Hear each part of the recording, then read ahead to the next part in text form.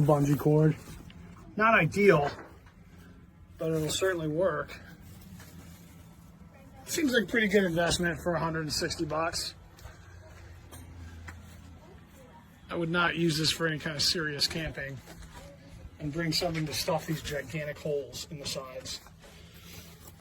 That one's a little bit better, but it doesn't really, it's a little small for anybody who's considering getting this thing.